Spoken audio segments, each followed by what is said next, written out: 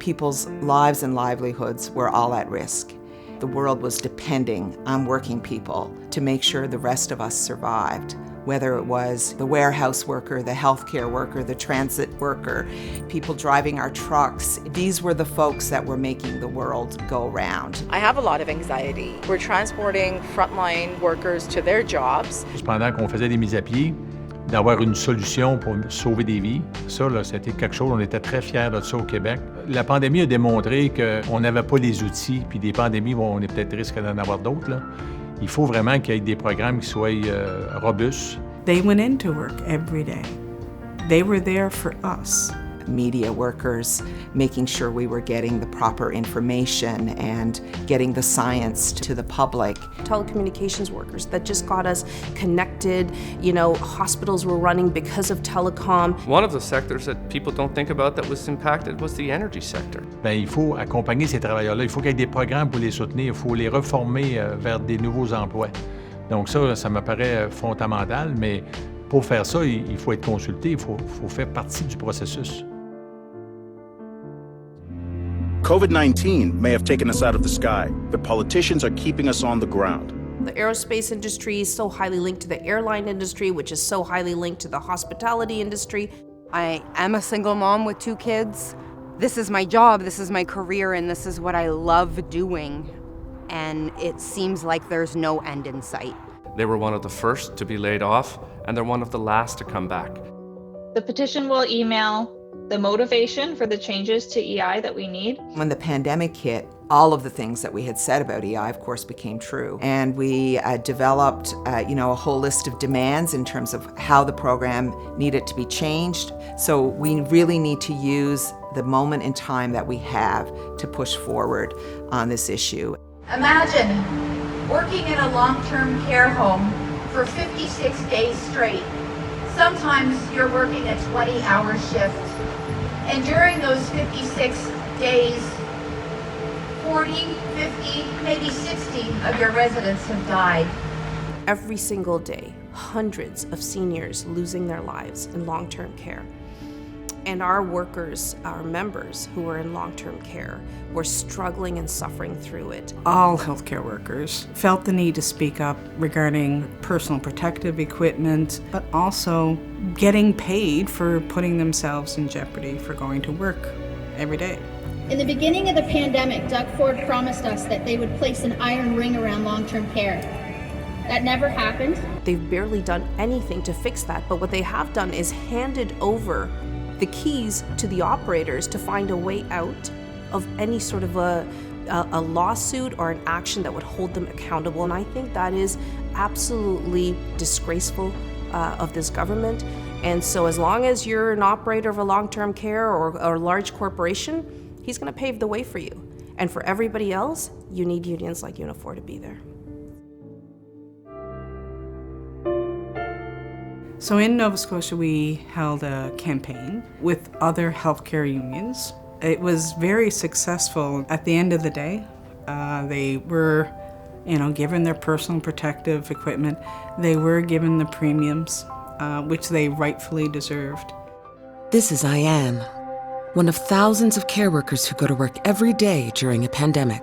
Every single day, we heard from our workers from the healthcare sector. They were nervous about going to work. They wanted to come home to their families and make sure that they don't transmit the virus. They wanted to be able to have paid sick days. They had to make a decision between, do I go in to work, possibly sick with COVID, or, do I take this money off my paycheck? With all these restrictions, how do you get to Queen's Park? How do you get to the government? And we thought, well, to hell with that. We're just going to take it right across the skies. Didn't Twitter and Instagram and Facebook just blow up? Very shortly after that, the government introduced a paid sick day program. It didn't go far enough, but the fact is, we put the pressure on them and they moved. And so we continue to push in op-eds, on the ground, writing letters, quite frankly, shaming these governments into doing what they should have done in the first place. Let's get everybody vaccinated. Let's give them paid time off to get vaccinated. And then if they're sick, stay home. We managed to achieve 3 out of 4 paid immunization time in the provinces. And in British Columbia, we managed to get some paid sick days. So we're not going to stop that fight all across the country. So we have a fantastic turnout today for Respect Us, Protect Us, Pay Us, our socially distanced car rally at Queen's Park. Respect us, protect us, and pay us. Invest in healthcare. We just made sure that at Queen's Park there was a presence of Unifor. Doug Ford's cuts hurt families across Ontario. The Elections Finance Act came out, and it was probably one of the most regressive, draconian bills I've ever seen. They tried to silence us by putting all kinds of restrictions in how we can advertise. Il n'y a rien tel que des réunions comme celle-là pour affermir des liens et aussi être capable de développer la confiance les uns les autres qu'on peut aller à la guerre ensemble. Nos conseils, c'est un lieu d'échange là où nous pouvons discuter avec l'une et l'autre de manière à nous nourrir de toutes les différences afin que nous puissions davantage trouver les meilleures solutions. Si on n'est pas ensemble, si on n'est pas unis, on n'est pas capable de rien faire. Et les gens se soulèvent, y appuient ou réagissent à quelque chose, puis d'autant plus que dans mon cas, c'est mon dernier conseil. Pendant 40 ans de sa carrière à temps plein, il a été dédié à la cause des travailleuses et des travailleurs. Il en convient à Daniel Cloutier de pouvoir l'amener à un autre niveau. Ben, écoute, Daniel Cloutier, comme directeur québécois, moi, ça me fait quelque chose. Ça fait un bon 22 ans que je le connais. Déjà, il y a une expérience. Déjà, il y a un bagage syndical. Ça peut être une source de renouveau. C'est la première fois qu'on unit nos forces avec le SCFP pour cette bataille-là, pour empêcher les entreprises des télécoms de transférer, délocaliser des emplois à l'extérieur du pays pendant qu'ils font des milliards de dollars. On est un peu mal pris avec ça, là. Comment est-ce qu'on ferait un débrayage demain matin? Une entreprise peut délocaliser ou faire ses travaux n'importe où dans le monde, en télétravail ou n'importe comment. Fait qu'on est un peu vulnérable. D'où l'idée de forcer, de demander au gouvernement de mettre des dispositions anti-briseurs de grève, justement pour maintenir un rapport de force qui va créer un équilibre dans le cadre de la négociation si on veut être capable de protéger nos emplois. Donc, ça n'a aucun sens. Fait qu'on a uni nos forces pour la première fois pour dénoncer ça. Unifor stands here in solidarity. While the United Conservative Party, they canceled restrictions long before any other governments did. They refused to take accountability for their failed decisions. Our members on the ground know exactly what he's done. We're making sure that they know it with fact sheets, with information. Jason Kenney doesn't care about working people. He doesn't care about our members. He never did. He never will. And more of our members are getting angry and ready to take him on and take him out in 2023. The trouble starts when Canada, the US's #1 auto trading partner, is treated as an afterthought. We owe it to the workers in the offshore oil industry, as well as everybody else, to do the best we can and do it now.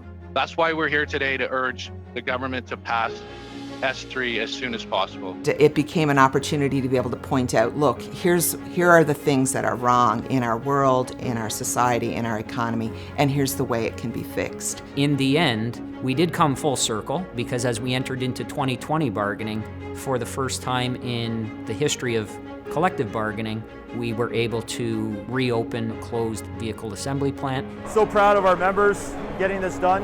Here we are today, one rolling right off the end of the line. GM is running 2 shifts of operation, assembling trucks at General Motors Oshawa with a plan to add a 3rd shift. We are not going to let the government take away publicly owned passenger rail lines in this country. We're the only ones fighting right now, and we're gonna fight until the government changes their decision. We grabbed our flags and we marched all the way down to the Via Rail station. I would say to all of the Liberal MLAs and MPs and cabinet ministers and all the NDP ones, you were elected not to serve corporations, you were elected to serve Canadians, and we expect you to do your job and keep this public down until forever. Republic! Keep the Republic! Happy May Day, everybody. Paid sick days for all. Affordable housing for all. Come on, you know what we want? $20 minimum wage. Where's the strategy to ensure we capitalize on the skills and abilities of our energy workers? Where's the strategy to attract and retain highly skilled workers in this province? No matter which way the wind blows, if we stand arm in arm, it can't push us backwards. Solidarity, my friends. Solidarity forever. The union makes us strong.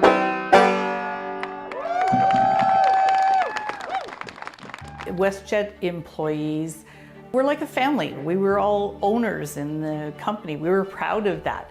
Those times are long gone. The fact our current plastic union couldn't do much to help us. The GSAs, the CSAs at 34 other bases, and our ground crew, TAC, they all lost their jobs. Large companies that were unionized had more stability and less fear of job loss. We had member organizers fanned out everywhere that we could call on in a minute. The people that we were reaching were all concerned about their jobs, so they were quite ready to sign a Unifor card. When I found out that Unifor had become our union, it felt like Christmas. We finally have some protection and a voice that's in the room to stand up and fight for what we need on the floor. When I started, we were non-union, and we weren't getting the wage that we are right now. We wouldn't even be close if it wasn't for Unifor. And we joined Unifor because no union fights harder than Unifor in Canada.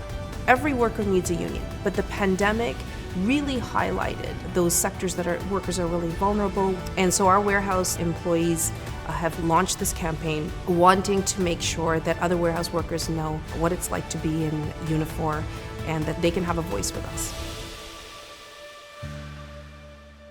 Thank you to everyone who has joined us today to support our offshore Local 2121 members here in the province of Newfoundland. And that rally was for the push for government to get involved in the offshore oil industry in Newfoundland. They needed assistance.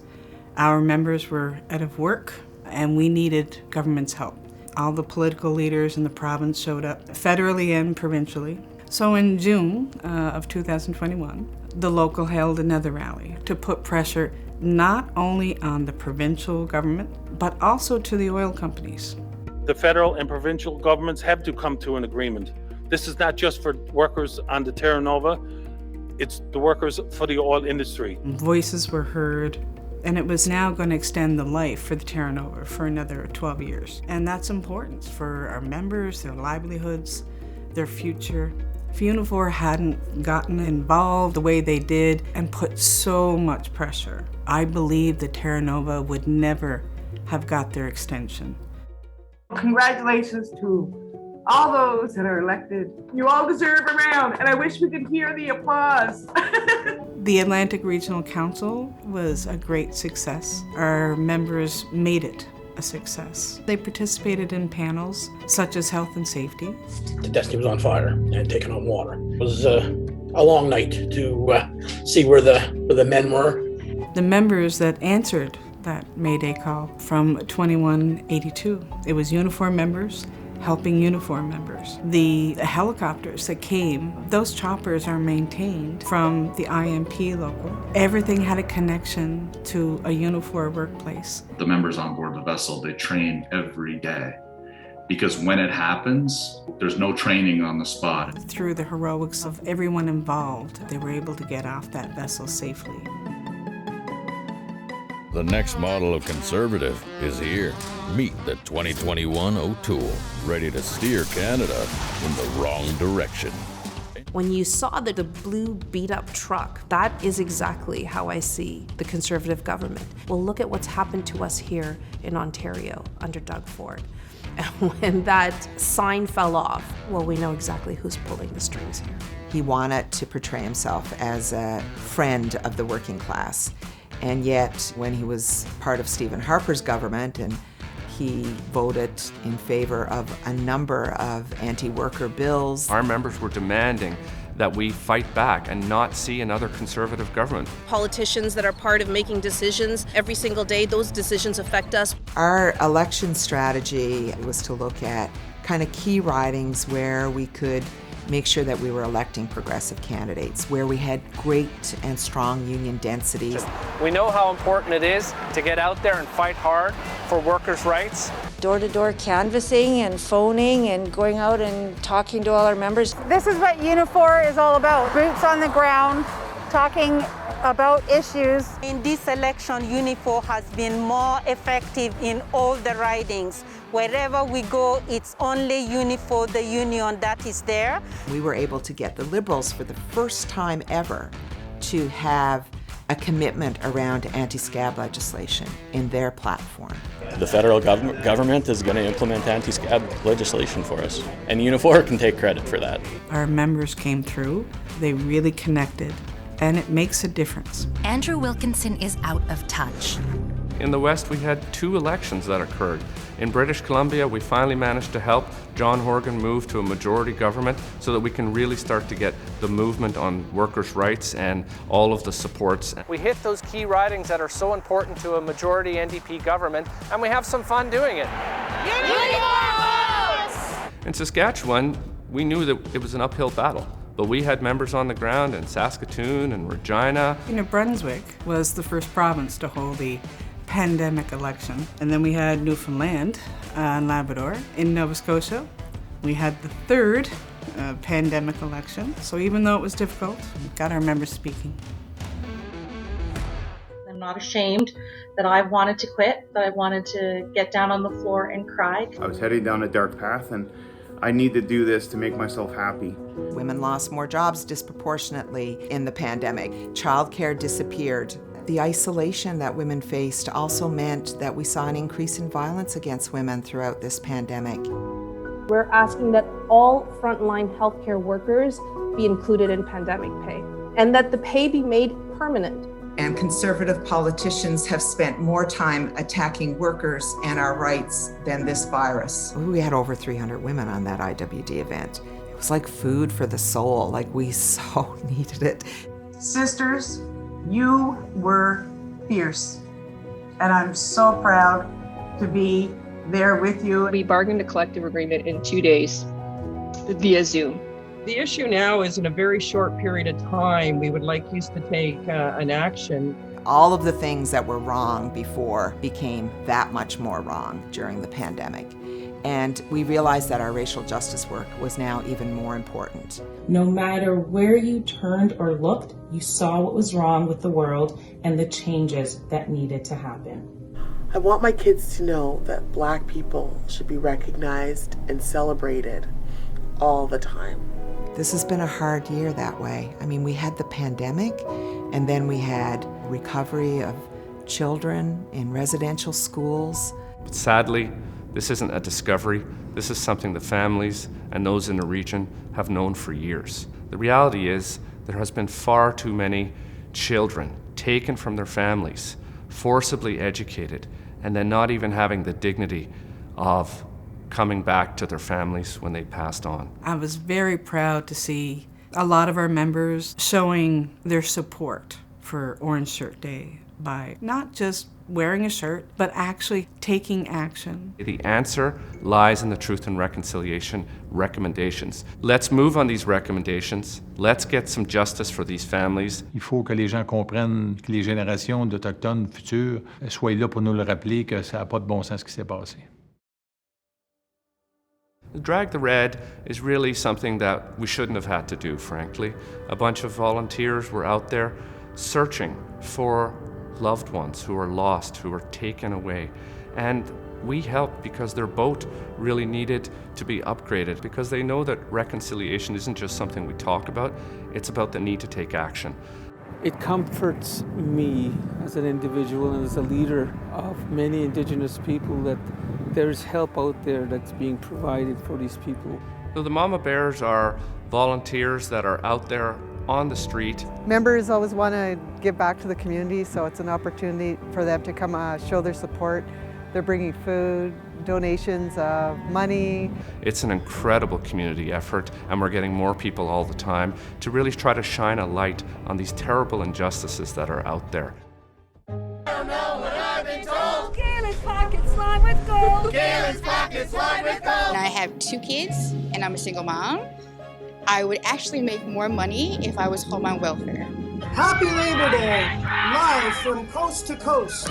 We're on day 17 on the picket line, and this is only one of 11 picket lines across the province. We decided we were going to take Loblaws on, we were going to take Galen Weston on, and we were going to do that right across the country. The issue that they had at Dominion and Newfoundland was the same one that our members here had and continue to have, right? This is the fight for retail workers. Because these are the same workers who got them through the pandemic, who came into work every single day, made sure there was food on the table. To see it all unfold as if we were all together. Hats off to our members for pulling that off.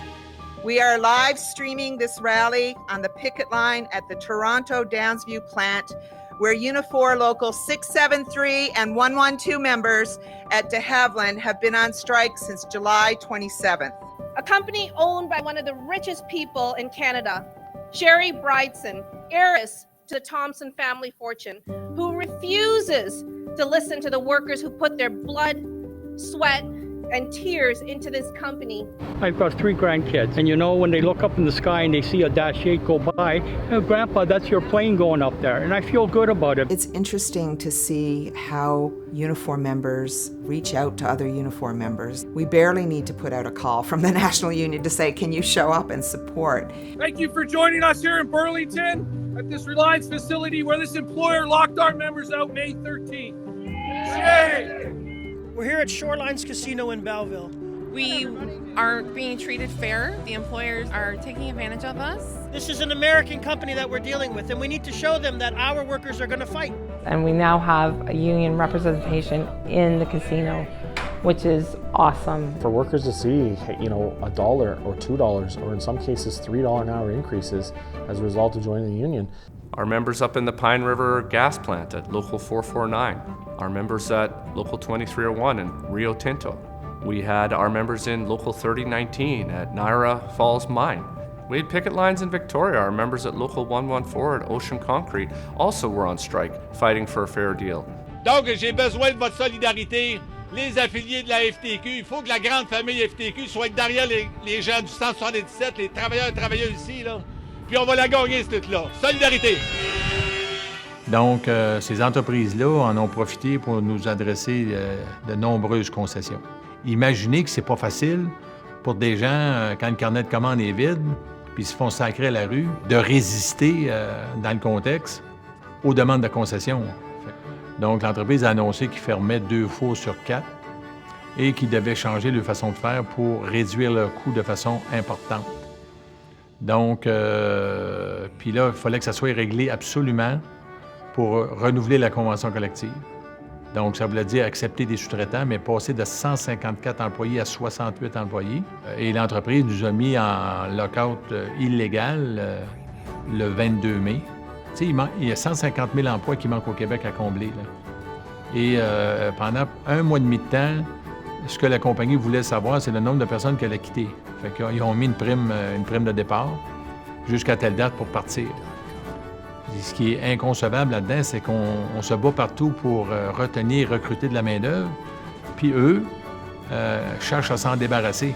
This is a fight that we're not going to back down from. In October of this year, I applied for a heavy equipment position. I think the reason I didn't get the position was partly due to gender. Women are just as equal as we are, capable of doing the exact same jobs as us. We are here until we finally get gender equality in this worksite. One day longer! One day stronger! When we all stick together, the solidarity among Unifor members has been amazing, and the solidarity with the community has been outstanding as well. Because of your solidarity, we're in a strong position. I have a message for the Whistler Mayor. If you cared about these workers, you would actually talk about how you and your council are prepared put additional funding on the table. Well, the key issue for me is the benefits for everybody. Medical, dental, extended benefits. So after the longest transit strike in BC history, the mediator agreed that the cost of living was going up, and it was irrefutable. And so he put forward a cost of living allowance adjustment, which is not only going to benefit the workers in Whistler Transit, but all throughout Whistler and in fact throughout BC. This is a groundbreaking provision that will heavily impact working people to make sure that they fight against rising inflation. One day longer, one day longer. Who are we? Unifor! Who are we? Unifor!